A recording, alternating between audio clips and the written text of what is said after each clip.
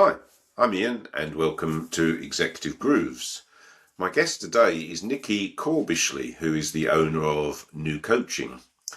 And I met Niki a few years ago at networking events, and I've talked to her over the months and years since, and she's got a really interesting story for our audience. So without further ado, let's hear from Niki. Niki, welcome to Executive Grooves. It's great to see you. Tell me a little bit about the music and the environment when you were a teenager. I was a teenager in the 80s, so cheesy pop is what I grew up with. I didn't have money to go and buy records or anything, so most of my music came from the charts on the radio. So most Sunday evenings would be spent recording the charts and trying to stop as soon as the DJ started talking. Yeah. Sticking little bits of paper in the bottom of the cassettes so that you could re-record over it each week. And then listening to that on my Walkman for the rest of the week and then re-recording it the following Sunday. So mainly listening to cheesy 80s pop like Wham, Culture Club, Duran Duran, Madonna, Pet Shop Boys, Erasure, Howard Jones. So, Yeah, who's your absolute favourite then? my absolute favourite. Well, I loved Howard Jones. I used to have a poster of him by my bed, and I used to give him a kiss every night before I went to bed. Wow. Yeah, But Howard Jones with the spiky yeah, hair yeah, and I the had spiky hair too. keyboard player. Yeah, I had a flat top. I was very stylish. So how did that smash hits person kissing Howard Jones every night suddenly Don't tell become anyone. a business owner? Uh, Not intentionally. Never Hmm. set out to be a business owner. I fell into it 4 years ago through what happened in my career, which I'll talk about in a bit. But after my A levels, I wanted to become a teacher. I was applied to go to university to be a primary school teacher, but I failed one of my A levels, so I ended up going to the University of Life and took myself off to Spain and worked in Lloret de Mar and Tenerife for 4 years, working in bars and restaurants. And so I went through the University of Life, but I also learnt to speak Spanish, and I also learnt how to survive. And I did run my own franchise, a kitchen in a Geordie bar when I was there as well. So I must have always been enterprising. Um, Kitchen, did you say? As in of serving food? sandwiches and full Okay. English breakfasts and things Oh, we to know the where to English come. tourists. Know where to come then. Yeah, yeah. And then I went back to the UK. I thought, okay, I'm 20, nearly 25. It's time to go and get a proper job, and fell into working in hospitality sector and carried on doing that for quite a number of years, running busy bars and restaurants in London. I was general manager of a gastropub in London when I was in my mid-20s, actually, and then thought, I don't think I want to be pulling pints for the rest of my life. What do I want to do? And that's when I was drawn towards the world of HR, which is where I shaped my next 20 odd years of work. So tell me more about that. So you're running a gastropub. Is it a pub or a food establishment, first of all? Both. Both. So you're Yeah. running that, so you're managing all the stuff, and then you went to HR. I'm not saying it's the wrong decision. I'm just interested why HR? Why not finance? Why not leadership management, general management, business management? Yeah, I didn't know why, but I knew I wanted to do it. And maybe it's because my mum was a personnel manager as well. But I really loved the people side. It was never going to be financing, and I'm rubbish at numbers. I hate numbers. So it was always going to be around that side of things. And, I said earlier I wanted to go into teaching. That sort of teaching, education, people, that was always in my DNA, I think. So I tried to when I was running the pub, I wanted to go on the do my CIPD, my HR qualifications, but I was rejected. I couldn't get onto the course because I didn't actually work in HR at the time, which was very short-sighted given that I ran a team of 23 people in my business. So instead, I went to a recruitment agency and said, could you help me find a job? Maybe something less nights, maybe an area manager, operations manager type role. And after the interview, they said, well, would you like to come and work for us? So I ended up working in a recruitment agency, and it was still in the hospitality sector. And that's when I finally started to craft my career in HR, and at the same time took myself off to night school to work through my HR degree and eventually my master's over 6 years. So there's quite a lot of working, as in doing stuff outside of the main work, doing qualifications, pulling yourself up to get to the next level. I didn't have a choice, but I came from a working class background. I didn't get into university. If I wanted to make it in life, I had to get on and open doors and make it happen myself. Yeah, great. So going back to the story, so you're now in HR, in recruitment, in the hospitality industry. Where do we go next? From there, I managed to go in-house HR, so move away from recruitment agency to in-house. Ended up working for one of my clients in the corporate sector in London, and I didn't enjoy it, and I knew that I wanted to go out back into the hospitality sector, away from that more formal corporate environment into the hospitality, less formal, more agile environment. So I started my real HR career in, do you remember Carluccio's cafes? Yeah. So I Yeah. joined Carluccio's cafes when Antonio Carluccio was still at the helm, and they just had 6 cafes, and I joined as their recruitment manager, helping them to build and grow their cafes over the next 4 or 5 years. I stayed there until eventually I think when I left, they had like 36 cafes and had started to branch out franchises abroad as well. But during that time, that's when I was taking myself off to university to study my postgrad diploma, my master's in HR. So there came a time when I was like, right, I now need to move into more generalist HR and out of pure recruitment. And there was no opportunity for me to do that at Carluccio's. So then I took my first head of HR role, and I worked for an airline catering company at Heathrow Airport, and headed up their HR there.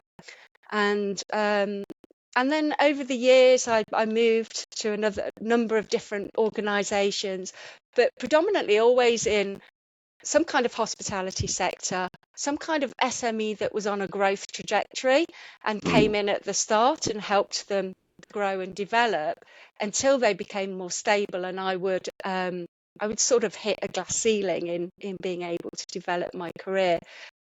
So I've picked up the growth theme there. So a growing business is quite a difficult business to manage. I mean, everybody says growth is easy, but it's not. I'm a growth specialist, but what was attractive about being in growing businesses for you? I have a natural strength of planning and trajectory and seeing, sort of putting things in stages and enabling that growth. And I love to just build something from the ground up. I would have been a great project manager, I think. Although I'm also an architect, I wanted to be an architect, but just seeing that whole process of okay, this is where we want to get to. That's the vision. Here's how we're going to get there, and then making that happen. And I got a real sense of fulfillment out of that. And then also being able to grow and learn my career with that as the business grew as well. So you've talked about your early days, and we talked about the hard work and the attention you put into your own career. You've talked about you working for other people, but now you run your own business. So how did we get there? Well, like I said at the beginning, not intentionally. So Go on, tell me more. well, I, as I said, I always wanted to grow my career, and as you said, you've seen that I've been on that trajectory, growing my career. And the aim for me was always get to HR director. That's when I'd sort of think that I'd made it. I was going to be there till retirement, basically, until two things happened that changed all that. Um, Firstly, the pandemic came along, which hit us all very hard. And what had happened during that time is the leadership team changed. And that leadership team that I felt truly aligned with, I no longer felt like I fitted in with them. And what happened is I found myself adjusting to the leader that I thought they wanted me to be. And through that adjustment, I started to doubt myself. I wasn't being my authentic self. I was trying to be someone that I wasn't. And with that came constantly second guessing, constantly wondering if I was good enough, if I was doing the right thing. And eventually my nervous system started to take strain from all of this. And one day a decision at work was made about my role, which meant that well, it was the straw that broke the camel's back off a number of decisions that had happened on top of all of that pressure that I'd been dealing with. And I just broke down in tears, stood in the backyard at work on the phone to my husband, telling him what had happened. He said, "Niki, come home." So I went home, and the next day I resigned, and I resigned without a plan for the first time in my career. After purposely moving from one job to the next, I Mm. resigned not knowing what I was going to do next. So there'll be a lot of people listening to this who probably are in a similar situation. For whatever reason, they're in jobs which they joined for one reason, and it was all going well, and now they're not. What advice would you give them, having been through that process? That it's not them. When I went through all that, I blamed myself and thought that it just happened to me. But since starting my business, I now focus on it being a coaching business for people in that same situation, is I hear so many other stories of people that have gone through or are going through exactly that same thing, that erosion of your self identity. And they all think they're the only person experiencing that. They're internalizing it, not sharing it with others. And it's not until, for example, they'll come on one of my webinars or something. Well, they'll go, I thought that was me. I thought I was the only one that Mm. felt like that. And so, what I'd say to anyone that's listening that is going through this or feeling this is it's not you. It's the system that you're in, and you're misaligned, that is eroding your identity. And there is another way. You just need to work through it and talk to someone. And these people that may be in that situation, what would be the early signs or symptoms that they're going down the route that you've just described? From what I've learned from my own experience and what I hear from others is that not feeling, it's almost like performative leadership. It's not feeling like you're being yourself. You're able to come from authentically you in the way that you're working. And how that shows up is that you start second guessing everything. So going into a board meeting and wondering if your presentation's good enough, constantly looking over it the night before for a 20-minute presentation that isn't really that important. And really wanting to perform at your best, but feeling like you're not. And then that attacks your nervous system, and you find this fear before you start to even present. And so you don't come across authentically.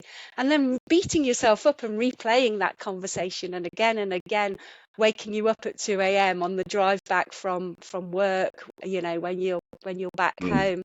So Looking at it from the other side now, so you've described it from your experience and how others might feel, but what if you're the leader of a business? You want to recruit good people, you want to retain good people, you want to motivate and inspire good people. What would they see and what could they do differently to avoid that sort of situation?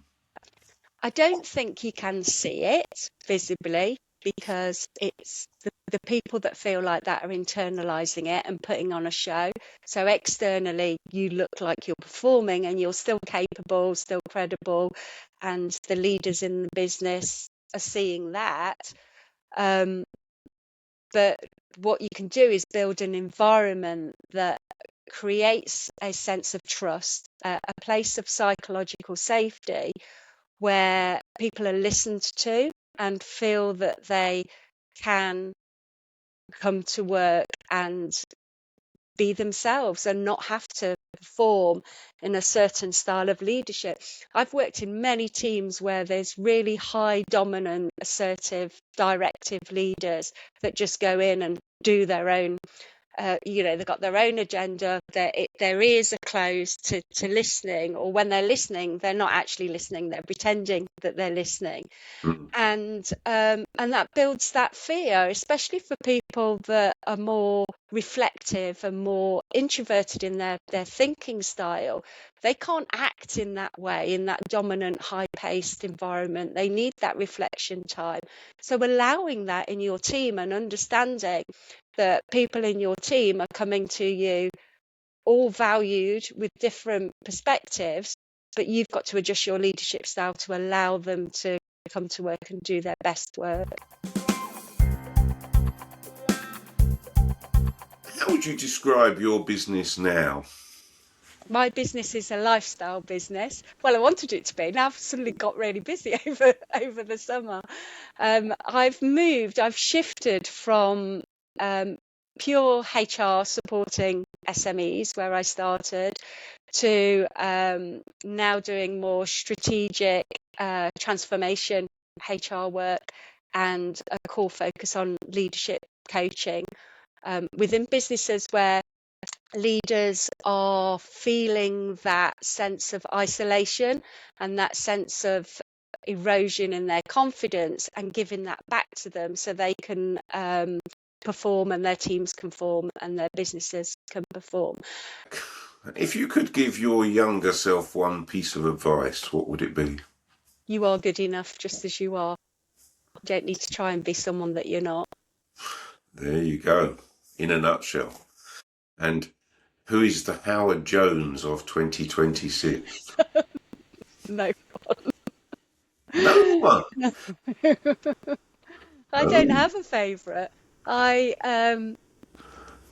don't know. I couldn't. I don't. I have a YouTube playlist, and I'll listen to my likes. And as I'm going through, I'll go, "That's the sort of music I like today," and I'll hit mix, and it'll play a mix around that genre of music. Anyway, Niki, great talking to you today, and thank you for being so open and honest about your situation. I think there's some great learning in there for our audience who are listening. And thank you for your time. Thank you. Thank you for wrapping it up so quickly. I could talk about my life for forever. So well done. It's been great.